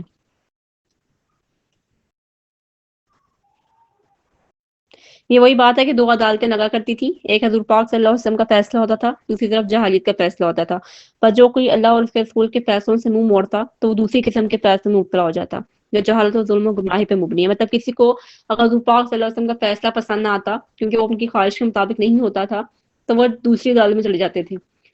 جہاں پہ ظلم کے حساب سے فیصلے کیے جاتے تھے، جہاں پہ گمراہی کے فیصلے ہوتے تھے، وہ دوسری عدالت میں چلے جایا کرتے تھے۔ اس لیے اللہ تعالیٰ نے ان فیصلوں کو جاہلیت کی طرف جو ہے وہ اشارہ دیا ہے کہ اللہ تعالیٰ کے فیصلے تو عدل اور انصاف اور نور اور ہدایت پہ مبنی ہوتے ہیں، کہ اللہ تعالیٰ نے یہاں پہ جتنے بھی فیصلے کیے ہمارے حق میں بہت بہتر ہیں، بہت بہتر۔ اللہ تعالیٰ یہ فرما رہے ہیں کہ اللہ تعالیٰ کہ زیادہ اللہ تعالیٰ سے زیادہ کون فیصلے کرنے میں بہتر ہے، کہ جو اللہ تعالیٰ نے آیات نازل کی ہیں، جو اللہ تعالیٰ نے احکام بتائے ہیں، یہ ہماری ہی بہتری کے لیے بتائے ہیں۔ اگر ہم نہیں فالو کریں گے تو اس میں ہماری نقصان ہے، کسی کا کچھ نہیں جائے گا۔ ہم جس سے جتنی دور بھاگیں گے نا تو اینڈ پہ آنا اللہ تعالیٰ کے پاس ہی ہے۔ اس لیے اللہ تعالیٰ یہ کہتے ہیں کہ سب نے اکٹھے میرے پاس ہی ہونا ہے، تم سب نے لوٹ کر میرے پاس ہی آنا ہے، اور پھر میں تمہیں بتاؤں گا کہ تم کیا کر کے آئے ہو۔ تو اس لیے جتنا بھی ہم دور بھاگتے ہیں، یا جتنا بھی ہم دین سے دور بھاگتے ہیں، دین کو کیا سمجھتے ہیں، یا جتنا بھی ہم جو ہے وہ باقی مصروفیات میں اپنے آپ کو مصروف رکھتے ہیں، تو اللہ تعالیٰ فرماتے ہیں کہ اس میں اللہ تعالیٰ کا کچھ بھی نہیں جانا۔ چاہے ہم اگر ہم جنت میں جائیں تو ہم اللہ تعالیٰ کا کیا بگاڑ لیں گے یا کیا احسان کریں گے، اگر ہم جہنم میں جائیں تو بھی ہم اللہ تعالیٰ کا کچھ بگاڑ نہیں سکتے۔ اللہ تعالیٰ کو اس چیز سے فرق نہیں پڑنے والا کہ ہم جنت میں جا رہے ہیں یا جہنم میں جا رہے ہیں، وہ اپنے بندوں سے نا بے نیاز ہے، مطلب اس سے اس چیز کا فرق نہیں پڑتا۔ تو اللہ تعالیٰ نے کتاب ہمارے لیے بھیجی کہ وہ یہ چاہتا ہے کہ اپنے بندوں پہ ظلم نہ کرے، اور اللہ تعالیٰ یہی کہتے ہیں قرآن پاک میں بھی کہ وہ کیا کرے گا تمہیں عذاب دے کے، بلکہ وہی چاہتا ہے کہ تم سب جو ہو نا وہ جنت میں چلے جاؤ۔ ظاہر اللہ تعالیٰ اپنے بندوں کو جب ظلم نہیں دینا چاہتا تو پھر وہی چاہتے ہیں نا کہ ہم اللہ تعالیٰ کے مطابق، حکم کے مطابق فیصلے کریں، اس پہ عمل کریں۔ اگر ہم نہیں کریں گے تو اس میں کسی کا کچھ نہیں جائے گا، نہ آپ کا، نہ میرا، نہ کسی اور کا، کسی کا کچھ نہیں ہے۔ اگر ہم نیک ہیں تو بھی کسی کا کچھ نہیں ہے، اگر ہم برے ہیں تو بھی کسی کا کچھ نہیں ہے۔ تو ہر انسان اپنے نفس کا خود ذمہ دار ہے، ہر انسان نے اپنے آپ کا جو نامہ اعمال ہے نا وہ اس کا اپنا ہے، اور اسے اس کے مطابق ہی حساب دینا۔ تو یہ سب چیزیں اللہ تعالیٰ نے قرآن مجید نازل کیا ہے، قرآن پاک نازل کیا ہے، اور نبی پاک کو جو ہے وہ ہمارے لیے معبوس فرمایا، اور پھر ہمیں آخری امت بنایا، اور پھر ہمیں اپنے سب سے محبوب حبیب کی امت میں شامل کیا۔ تو آخر اللہ تعالیٰ سے یہ دعا کرنی چاہیے کہ اللہ تعالیٰ آپ نے جو ہمیں بنایا ہے کس مقصد کے لیے بنایا ہے، ہمیں اس مقصد پہ چلنے کی توفیق عطا کرے، اور ہمیں ہمارا مقصد بتائیں کہ ہمارے اس دنیا میں آنے کا مقصد کیا ہے، کیونکہ ہمیں اپنے مقصد ہی نہیں پتا کہ اللہ تعالیٰ نے ہمیں کیوں بنایا ہے، کس لیے بنایا ہے، کیا مقصد ہے۔ تو یہ بھی اللہ تعالیٰ سے دعا کرنی چاہیے کہ اللہ تعالیٰ ہمیں بتائے کہ ہماری زندگی، زندہ ہونے کا، زندہ رہنے کا، اس دنیا میں آنے کا کیا مقصد ہے۔ تو جب ہمیں مقصد ہی نہیں پتا ہوگا تو پھر ہمارا مقصد یہ نہیں ہے کہ ہم کمائیں، ہمارا مقصد یہ نہیں ہے کہ ہم ڈاکٹر انجینئر بن جائیں اور پھر ہمیں علم نہ ہو، کیونکہ اللہ تعالیٰ نے یہاں پر یوز کیا ہے ورڈ جاہل کا۔ تو جاہل اس کو کہا جاتا ہے جو دین سے دور ہو، اسلام سے دور ہو، اس کو قرآن پاک کا علم نہ ہو۔ لیکن ہمارے ہاں جاہل کو کہا جاتا ہے جو پڑھا لکھا نہ ہو، جس کے بعد دنیاوی علم نہ ہو، اور جس کے بعد دین کا علم نہ ہو، اس سے اللہ تعالیٰ نے اپنی نظر میں جاہل کہا ہے۔ اس کو ہم آگے پڑھیں گے، اس پہ کافی وضاحت ہے جہالیت پر اور علم والوں پر۔ تو اللہ تعالیٰ ہم سب کو علم والا بنائے، اللہ تعالیٰ ہم سب کو حضور پاک صلی اللہ علیہ وسلم کی سنت پر عمل پیرا ہونے والا بنائے۔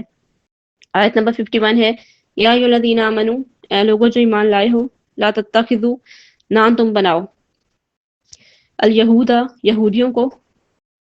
والنصارى، اور عیسائیوں کو، اولیاء دوست، بعض ان کے، اولیاء دوست ہیں، بعض کے، امن اور جو یتولہم دوست بنائے گا انہیں، منکم تم میں سے، فإنہ تو یقیناً وہ، منہم انہی میں سے ہے، ان اللہ بے شک اللہ تعالی، لا یہدی نہیں ہدایت دیتا، القوم الظالمین ظالم لوگوں کو۔ یہ اللہ تعالیٰ نے بہت دفعہ یہ بات کی ہے۔ ہم آیت سورت نمبر جو ہے نا 5ویں پڑھ رہے ہیں، اور اللہ تعالیٰ نے ہر صورت میں یہ بات بہت دفعہ کہی ہے۔ سورۃ البقرہ میں بھی یہ بات ہوئی، سورۃ النساء میں بھی بات ہوئی، سورۃ آل عمران میں بھی بات ہوئی، ہر صورت میں اللہ نے بات کی کہ اے لوگوں جو ایمان لائے ہو، یہودیوں اور عیسائیوں کو دوست نہ بناؤ۔ وہ ایک دوسرے کے دوست ہیں، مطلب کہ وہ صرف اپنی قوم کے ساتھ مخلص ہیں، یہودی اپنے یہودیوں کے ساتھ مخلص ہیں، عیسائی اپنے عیسائیوں کے ساتھ مخلص ہیں، وہ مسلمانوں کے ساتھ کبھی بھی مخلص نہیں ہو سکتے، کبھی بھی نہیں ہو سکتے۔ وہ چاہے آپ کے دوست بن جائیں گے، منہ پر بن جائیں گے، لیکن جو دلوں کی باتیں ہیں وہ اللہ تعالیٰ کے سوا کوئی نہیں جانتا۔ اس لیے اللہ تعالیٰ نے یہاں پر قرآن پاک مسلمانوں کی بہتری کے لیے نازل کیا ہے کہ وہ پہلے سے ہر چیز سمجھ جائیں، وہ پہلے سے جان جائیں کہ ان کے دلوں میں کیا ہے۔ اللہ تعالیٰ سے بڑھ کے کوئی نہیں جانتا، وہ کتنے ہمارے ساتھ مخلص ہیں، کتنے ہمارے خیر خواہ ہیں، اللہ سے بڑھ کے کوئی نہیں جانتا۔ اس لیے اللہ تعالیٰ نے منع کیا ہے کہ یہودیوں کو اور عیسائیوں کو اپنے دوست مت بناؤ، کبھی بھی مت بناؤ۔ اللہ تعالیٰ کیا کہہ رہے ہیں کہ وہ ایک دوسرے کے دوست ہیں، مطلب کہ وہ آپس میں بہت مخلص ہیں، وہ آپس میں بہت لائل ہیں، سنسیئر ہیں، اور وہ مسلمانوں کو برداشت نہیں کر سکتے۔ ان کا نفع ہو جائے تو ان کے اندر آگ بھڑکنا شروع ہو جاتی ہے۔ مسلمانوں کو جب عروج پر مسلمان ہوتے ہیں، جب انہیں فتح نصیب ہوتی ہے، تو وہ اندر ہی اندر حسد کی وجہ سے بہت سازشیں کرتے ہیں، اور ویسے بظاہر طور پر وہ آپ کے دوست ہیں، اور جب ان کا مطلب مسلمانوں سے پورا ہو جاتا ہے تو پھر مسلمانوں کو قتل کروا دیتے ہیں، یا مسلمانوں کو سزائیں دینا شروع کر دیتے ہیں، یا کچھ بھی کرتے ہیں۔ تو مسلمان اور عیسائی کبھی بھی مسلمانوں کے دوست نہیں ہو سکتے۔ اور پھر اللہ تعالیٰ فرما رہے ہیں کہ جو تم میں سے انہیں دوست بنائے گا تو یقیناً وہ انہی میں سے ہے. کتنی بڑی بات ہے کہ اگر ہم عیسائیوں کو دوست بنائیں گے تو اللہ تعالیٰ فرما رہے ہیں کہ تم عیسائیوں میں سے ہی ہو، پھر تم یہ نہ کہو کہ تم مسلمان ہو. اگر تم یہودیوں کو دوست بناؤ گے تو پھر یہ نہ کہو کہ تم مسلمان ہو، پھر تم یہودی ہی ہو. اگر تم ہندوؤں کو دوست بناؤ گے تو پھر ہندو ہی ہو. تو جو جس کو دوست بناتا ہے وہ انہی میں سے ہے. یہ اللہ تعالیٰ فرما رہے ہیں، اور کتنی بڑی یہ بات ہے، اور اس کا ہمیں شعور نہیں ہے. کس طرح ہم دیکھتے ہیں کہ کرسچنز اور مسلمانوں میں کتنی زیادہ فرینڈشپ ہوتی ہے. کس طرح ہم دیکھتے ہیں کہ یہودی جو اب جہاں یہاں پہ اتنے یہودی نہیں ہے، لیکن جو باہر کے ملک ہیں وہاں پہ کتنے یہودی ہیں اور کتنے بیسٹ فرینڈز بنے ہوئے ہیں مسلمانوں کے یہودیوں کے ساتھ. اور پھر ہم بات کریں کافروں کی، ہندوؤں کی، تو وہاں پہ کتنا زیادہ یہ کلچر ہے کہ وہ دونوں آپس میں ایک دوسرے کے دوست ہیں، تو پھر وہ مسلمان ہی رہتے. تو یہ اللہ تعالیٰ نے فرما دیا کہ جو تمہیں سے انہیں دوست بنائے گا پھر وہ انہی میں سے ہوگا. اور بلا شبہ اللہ تعالیٰ ظالم لوگوں کو ہدایت نہیں دیتا. مطلب کہ اللہ تعالیٰ نے کہا ہے یہاں پہ ہر چیز میں نے کلیئر کر دی ہے، ہر چیز بتا دی ہے، اس کے باوجود کہ تم ایسا کرو گے تو پھر تم ظالم ہو، اور پھر تمہیں اللہ تعالیٰ نے ہدایت نہیں دینی. یہ واقعہ، یہ آیت تب نازل ہوئی تھی جب یہودیوں کا پہلا قبیلہ جس نے رسول پاک صلی اللہ علیہ وسلم سے کیے ہوئے عہد کو توڑا وہ بنو قینقاع تھا. اور جب رسول اللہ صلی اللہ علیہ وآلہ وسلم نے ان کا محاصرہ فرما لیا اور وہ مجبور ہو گئے آپ جو چاہیں ان کے بارے میں فیصلہ فرمائیں، تو عبداللہ بن ابی کھڑے ہو کے کہا، اے محمد میرا ان دوستوں سے اچھا سلوک کریں. یاد ہے یہ قبیلہ خزرج کے حلیف تھے. رسول اللہ صلی اللہ علیہ وآلہ وسلم نے اس کی بات کا کوئی جواب نہ دیا، اور اس نے پھر کہا، اے محمد میرے ان دوستوں سے اچھا سلوک کریں. پھر بھی آپ نے پھر بھی اعراض فرمایا تو اس نے رسول پاک صلی اللہ علیہ وسلم کی ذرا کی جیب میں ہاتھ ڈال دیا. تو آپ صلی اللہ علیہ وسلم نے فرمایا مجھے چھوڑ دو. اور آپ نے اس قدر شدید ناراضگی کا اظہار فرمایا حتیٰ کہ آپ کے چہرہ اقدس پر سلوٹیں نمودار ہو گئی. آپ صلی اللہ علیہ وسلم نے فرمایا تیرا بیڑا غرق ہو، مجھے چھوڑ دے. اس نے کہا نہیں، اللہ کی قسم میں نہیں چھوڑوں گا جب تک آپ میرے ان دوستوں سے اچھا سلوک نہیں کریں گے جن میں سے 400 ننگے سر اور 300 زرہیں پہنے ہوئے ہیں، اور جنہوں نے ہر سرخ و سیاہ سے میری حفاظت کی ہے. تو کیا آپ ایک ہی دن ان سب کو ہلاک کر دیں گے، ان سب کو مار دیں گے؟ مجھے ان کی پھر بھی ضرورت ہے کیونکہ میں نے زمانہ کی گردشوں سے ڈرتا ہوں. تو رسول اللہ صلی اللہ علیہ وسلم نے فرمایا جا، میں نے تیرے لیے انہیں معاف کر دیا. تو ولی کی بڑی خوبصورت ڈیفینیشن ہے. ولی صرف وہ نہیں ہوتا ہے جو تہجد گزار ہو، صرف وہی ولی، وہ بھی ولی ہو سکتا ہے، لیکن یہ شرط نہیں ہے کہ وہی ولی ہوگا. تو ولی وہی ہوتا ہے جو اللہ تعالیٰ سے محبت کرتا ہے، اللہ تعالیٰ اس کو دوست بنا لیتے ہیں. اللہ تعالیٰ نے قرآن پاک میں بہت جگہ فرمایا ہے کہ ان اللہ مع الصابرین، اللہ تعالیٰ اس کے ساتھ ہے. جس کے ساتھ اللہ تعالیٰ ہو جاتا ہے اور اللہ تعالیٰ کا دوست بن جاتا ہے. اللہ تعالیٰ کی دوستی سب سے آسان دوستی ہے. کسی انسان کا دوست ہونا نا بہت ٹائم لیتا ہے، لیکن اللہ تعالیٰ کا دوست ہونا انسان بہت جلدی بن جاتا ہے. لیکن اس دوستی کو مینٹین رکھنا بہت مشکل ہوتا ہے، کیونکہ ہم پھر نافرمانی میں چلے جاتے ہیں. لیکن پھر اگر ہم توبہ کر لیں تو ہم دوبارہ سے اس رشتے کو برقرار رکھ سکتے ہیں جو اللہ تعالیٰ کے ساتھ ہمارا رشتہ ہو، جو اسٹرانگ رشتہ ہو. تو اللہ تعالیٰ یہاں فرما رہے ہیں کہ جو انسان میرے کسی ولی سے دشمنی رکھتا ہو تو اسے میری طرف سے اعلان جنگ ہے.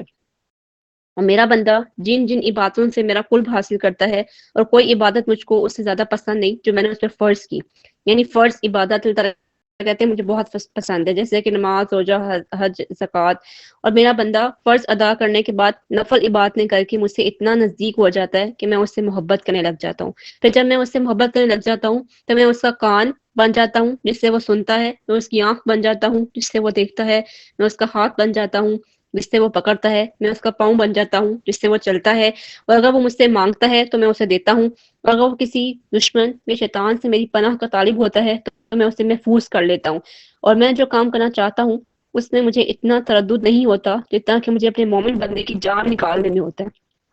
وہ تو موت کی وجہ تکلیف جسمانی کی پسند نہیں کرتا، اور مجھ کو بھی اس سے تکلیف دینا برا لگتا ہے. صحیح بخاری کے الفاظ ہیں، کتنے خوبصورت الفاظ ہیں، کتنی محبت ہے، کتنی مٹھاس ہے، کتنی خوبصورتی ہے ان الفاظ میں اور اس حدیث میں کہ اللہ تعالیٰ نے کتنے پیارے القاب سے، کتنی پیاری سینٹینس سے اپنے بندے کے بارے میں کیا ہے جس سے اللہ تعالیٰ محبت کرتے ہیں. اللہ تعالیٰ ہم سب کو اپنی محبت میں خاص کر لیں، اللہ تعالیٰ اپنے لیے خاص کر لیں، آمین. اور ہم اللہ تعالیٰ کی رضا میں خالص ہو جائیں. اور پھر اس کے علاوہ ایک اور خوبصورت حدیث ہے کہ اللہ تعالیٰ فرماتے ہیں کہ جب اللہ تعالیٰ رسول پاک صلی اللہ علیہ وسلم فرماتے ہیں کہ جب اللہ تعالیٰ کسی بندے سے محبت کرتا ہے، اب یہ ہمیں پتہ کیسے چلے کہ اللہ تعالیٰ ہم سے محبت کرتا ہے؟ یہ تو حدیث ہم نے جو ہے وہ ڈسکرائب کر لی کہ جب ہمیں پتہ چلے کہ ہم وہی کام کریں جو اللہ تعالیٰ کو پسند ہوتے ہیں، کوشش کریں، کر تو نہیں سکتے 100%، لیکن ایٹ لیسٹ ہم اسٹیپ لے رہے ہیں، کوشش کریں. لیکن اللہ تعالیٰ اگر اب ہمیں اللہ تعالیٰ سے محبت ہو گئی ہے یا اللہ تعالیٰ کو ہم سے محبت ہو گئی ہے تو ہمیں یہ چیز فیل کیسے ہوگی؟ یہ فیل اس طرح ہوگی کہ حضور پاک صلی اللہ علیہ وسلم نے فرمایا کہ اللہ تعالیٰ جب کسی بندے سے محبت فرماتے ہیں تو جبرائیل کو بلاتے ہیں کہ میں فلاں سے محبت کرتا ہوں، تم بھی اس سے محبت کرو. پھر جبرائیل علیہ السلام بھی اس سے محبت کرتے ہیں. پھر آسمان میں اعلان کیا جاتا ہے کہ اللہ تعالیٰ فلاں سے محبت کرتا ہے، تم بھی اس سے محبت کرو. پھر سارے آسمان والے فرشتے، سب جتنے بھی آسمانی چیزیں وہ اس بندے سے محبت کرتے ہیں. پھر زمین میں اس کی مقبولیت رکھ جاتی ہے. پھر جو فرشتے ہیں زمین پہ جو آتے ہیں وہ پھر زمین والوں پہ اعلان کرتے ہیں کہ اللہ تعالیٰ اس بندے سے محبت کرتا ہے، تم بھی اس سے محبت کرو. اس طرح اس کی مقبولیت بڑھ جاتی ہے. یہ صحیح مسلم کی حدیث ہے 6705 نمبر پہ. پھر اللہ تعالیٰ فرماتے ہیں، اب یہاں پہ اللہ تعالیٰ فرماتے ہیں کہ اللہ تعالیٰ کن لوگوں سے محبت کرتا ہے. اللہ تعالیٰ فرماتے ہیں کہ جو لوگ ایمان لائے وہ اللہ تعالیٰ کی محبت میں زیادہ شدید ہیں.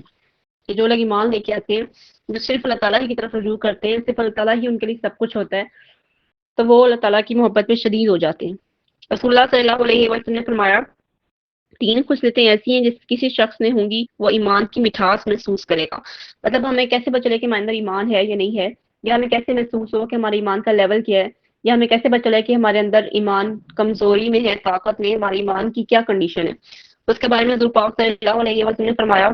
کہ وہ 3 چیزیں محسوس کرے اگر، تو ایک تو یہ خصلت ہو کہ اللہ تعالیٰ اور اس کے رسول اس کو سب سے زیادہ محبوب ہو. اللہ تعالیٰ اور رسول سے جو محبت ہو اس جیسی وہ کسی سے محبت نہ کریں. دوسرا یہ کہ جب یہ کسی بندہ جب جس کسی بندے سے محبت کرے تو صرف اللہ تعالیٰ کے لیے کرے. اور تیسرا یہ کہ جب اللہ تعالیٰ اس سے کفر سے بچا لیا تو اب کفر میں واپس جانے کو اتنا ہی برا سمجھے جیسے آگ میں واپس جانے کو برا سمجھتا ہے. بخاری کی حدیث 707 نمبر پہ، 7 نمبر پہ، خالی صرف 7 نمبر ہے بخاری کا. اور اس میں جو لاسٹ بات ہے کہ کفر میں جانے کو اتنا ہی ناپسند کرے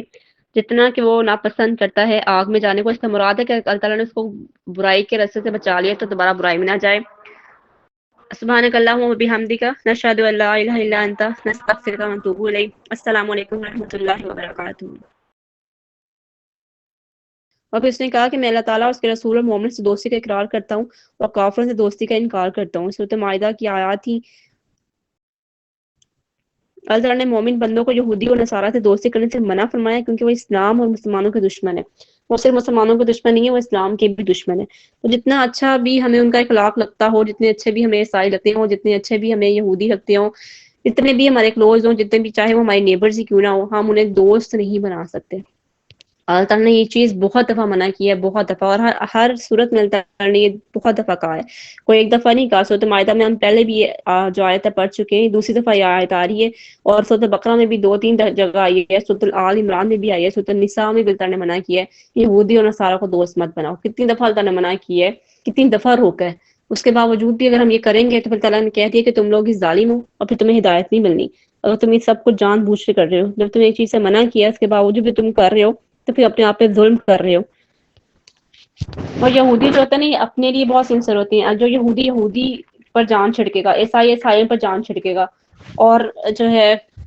کافر وہ کافروں کے لیے جان چھڑکے گا. مطلب یہ آپس میں ان کی بہت اسٹرانگ جو ہے نا وہ کمیونٹی ان کی بہت اسٹرانگ ہوتی ہے. ابھی بھی آپ دیکھیں باہر کے ملکوں میں بھی جتنے بھی لوگ بیٹھے ہوئے اپنے لوگوں کو باہر بلائیں گے. مطلب کہ کافر جو ہیں وہ کافروں کو ہی پروموٹ کریں گے. کبھی نہیں ہوگا ایسا کہ کسی کافر نے مسلمان کو باہر بلایا ہو جاب کے لیے یا کچھ ایسا دیا ہو، کیونکہ کبھی مسلمانوں کا نفع نہیں چاہ سکتے. بظاہر وہ جتنا مرضی شو کرے لیکن اللہ تعالیٰ ان کے حالات سے، ان کے دل کی، ان کی نیت سے واقف ہے. اس لیے اللہ تعالیٰ نے قرآن پاک، اس لیے ہم قرآن پاک پڑھتے ہیں تاکہ ہمیں جو ہے نا ان کی سازشوں کا پتہ چلتا رہے. ہمیں اللہ تعالیٰ نے کتنی خوبصورت کتاب دی ہے اور ان سب کا اللہ تعالیٰ نے ہمیں بتایا ہے. ان کی سینوں میں جو باتیں ہیں اللہ تعالیٰ نے وہ بھی ہمارے سامنے لا کر پیش کی ہیں. اس کے باوجود بھی اگر ہم یہ سمجھیں کہ امریکہ ہمارا دوست ہے، اس کے باوجود بھی ہم یہ سمجھیں کہ چائنا ہمارا دوست ہے، اس کے باوجود بھی ہم یہ سمجھیں کہ یورپ جا کے ہم محفوظ ہیں، تو پھر ہم واقعی بہت بڑے ظالم ہیں. اللہ تعالیٰ ہم سب کو ہدایت دے. بات پھر وہیں آ جاتی ہے کہ جب ہم کسی کے ساتھ بھی جب دین سے دور ہوتے ہیں تو پھر ہم اسی طرح بھٹکتے ہیں، گمراہ ہوتے ہیں. اور پھر وہی لوگ ہوتے ہیں جن کو ہم دوست سمجھتے ہیں، وہی امریکہ ہوتا ہے جو پھر مروا دیتا ہے، وہی امریکہ ہوتا ہے جو اپنا مطلب پورے ہوتے ساتھ ہی جو ہے وہ کام ختم کرا دیتا ہے. اور پھر اللہ تعالیٰ کی بات جو ہے وہ سچ ہو جاتی ہے کہ اور پھر یہ بھی اللہ نے فرمایا کہ جو ان سے دوستی کرے گا وہ انہی میں سے ہے. نبی پاک صلی اللہ علیہ وسلم نے فرمایا آدمی اسی کے ساتھ ہوگا جس نے اس سے محبت کی ہوگی. تو یہاں محبت دوستی میں بھی آ سکتی ہے کہ جو آپ کے دوست ہوں گے، جیسے آپ دوست ہوں گے جس سے آپ کو سب سے زیادہ محبت ہوگی تو اسی کے ساتھ پھر آپ قیامت میں اسی کے انجام پر، مطلب جیسا اس کا انجام ہوگا نا، جس بھی قوم سے تعلق رکھتا ہوگا، جس بھی فرقے سے، جس بھی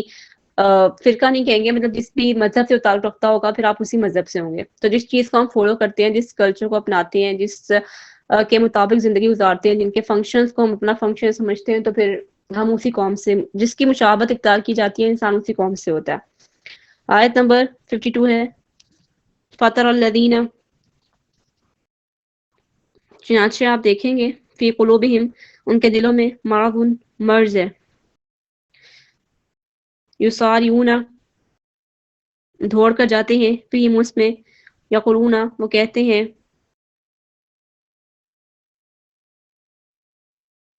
نقشہ، ہم ڈرتے ہیں، ان کے تصیبنا، پہنچ جائے ہمیں، دائرۃ، مصیبت کا چکر، فعسا، پھر ہو سکتا ہے کہ اللہ تعالی ان یہ کہ یا عطیہ وہ لے آئے، بالفتح، فتح کو،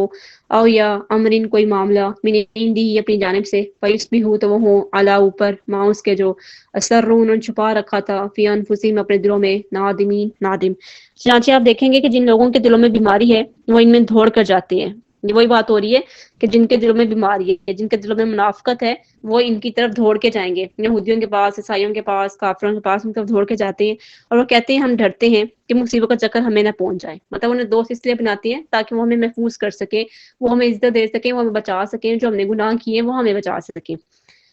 پھر ہو سکتا ہے کہ اللہ تعالیٰ فتح کو لے آئے یا اپنی جناب سے کوئی معاملہ لے آئے تو وہ ان باتوں پہ نادم ہو جو انہوں نے اپنے دلوں میں چھپا رکھی تھی.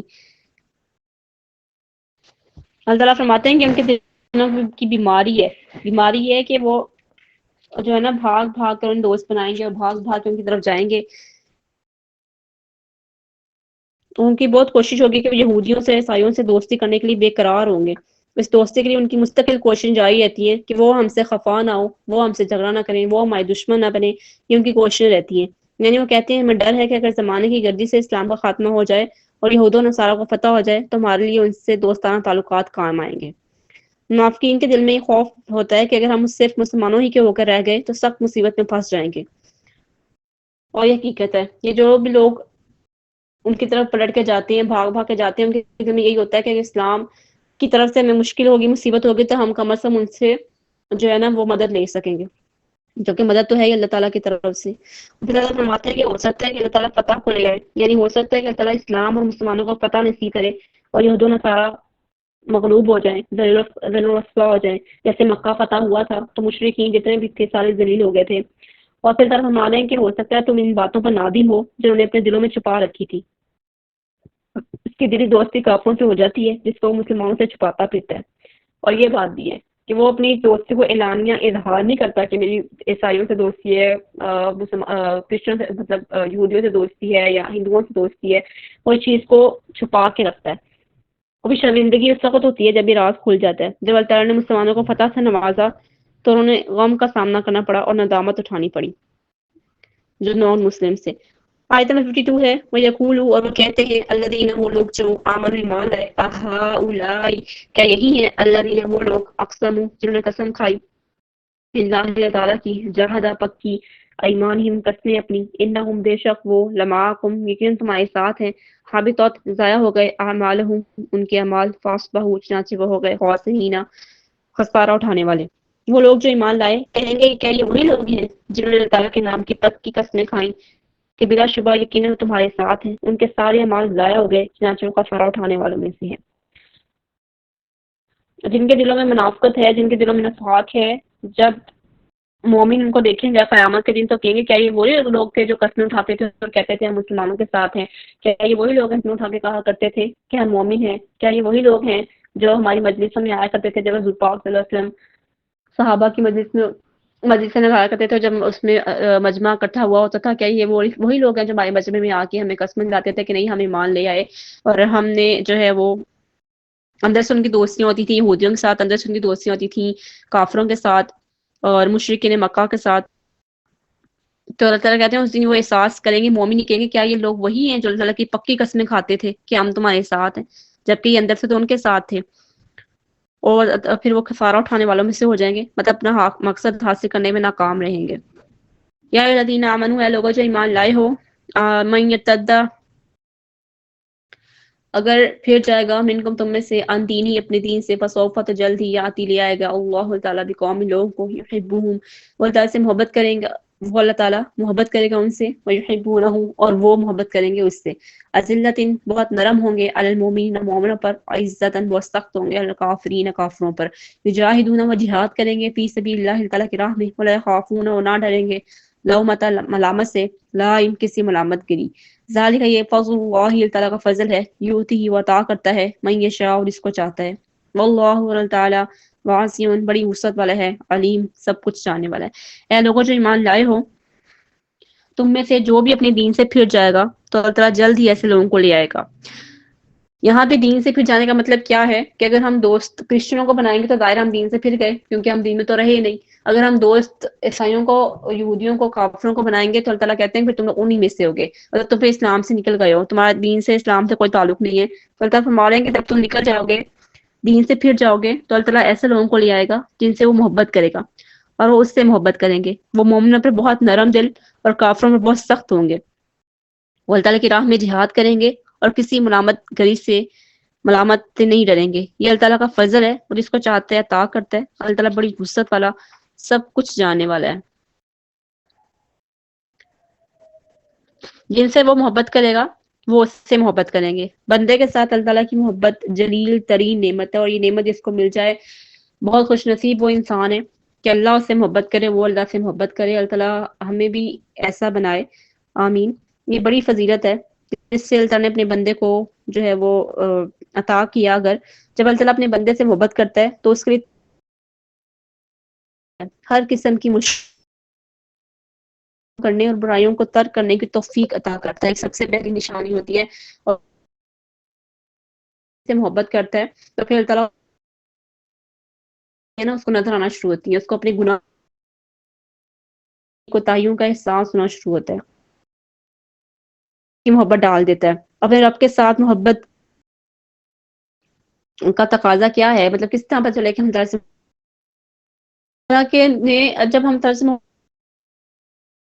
نا ہمارے کان بن جاتا ہے، ہماری آنکھیں بن جاتی ہیں، حدیث کے الفاظ ہیں کہ اللہ تعالیٰ آنکھیں بن جاتا ہے اس انسان کی جس سے محبت کرتا ہے، کان بن جاتا ہے، ناک بن جاتا ہے، ہاتھ بن جاتا ہے، پاؤں بن جاتا ہے۔ اس سے کیا مراد ہے کہ اللہ تعالیٰ ہمارے آنکھیں بن جاتا ہے، اس سے مراد ہے کہ ہم وہی دیکھتے ہیں جو اللہ تعالیٰ کو دیکھنا پسند ہوتا ہے۔ اللہ تعالیٰ ہمارے کان بن جاتا ہے، اس سے مراد ہے کہ اللہ تعالیٰ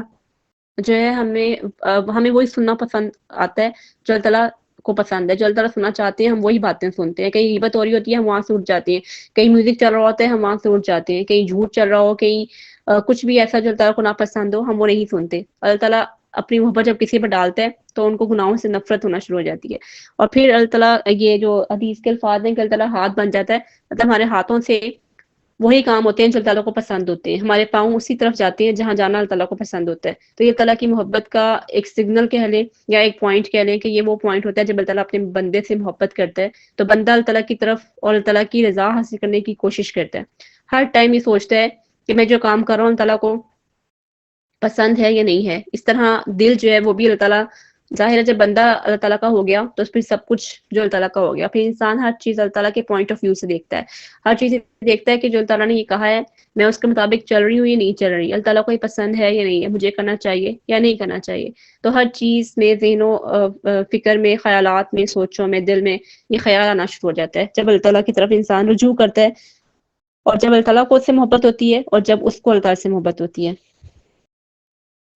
اور پھر یہ ہوتا ہے کہ فرض اور نوافل کے ذریعے اللہ تعالیٰ کا قرب حاصل کیا جاتا ہے، کہ سٹارٹ کیسے لیں، سٹارٹ پوائنٹ کیسے لیں اللہ تعالیٰ کی محبت حاصل کرنے کا، کیسے اللہ تعالیٰ کے قریب جائیں۔ پہلی تو یہ چیز ہوتی ہے ذکر شروع کریں زیادہ سے زیادہ، اور دوسرا نفل عبادت کریں، جتنی نفل عبادت زیادہ ہوتی ہے اللہ تعالیٰ کو قرب حاصل ہوتا ہے۔ اور ایک عورت کے لیے تو یہ ہے کہ جتنا اگر عورت چاہتی ہے اللہ تعالیٰ کو قرب حاصل کرنا تو اسے چاہیے کہ وہ گھر میں رہے، جتنا وہ گھر میں رہتی ہے اتنا اللہ کے قریب ہوتی ہے۔ رسول اللہ صلی اللہ علیہ وسلم نے فرمایا، اللہ تعالیٰ فرماتے ہیں کہ جس نے میرے کسی ولی سے دشمنی کی اس سے میری طرف سے اعلان جنگ ہے۔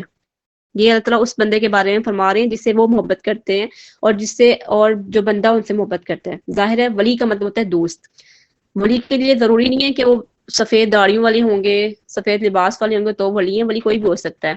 ولی کا مطلب ہوتا ہے دوست، اور ولی وہی ہوتا ہے جو اللہ تعالیٰ کے مطابق زندگی گزارتا ہے، جو اللہ تعالیٰ کی زندگی گزارتا ہے وہ اللہ تعالیٰ کا ولی بن جاتا ہے۔ اللہ تعالیٰ کا ولی بننا بہت آسان ہے۔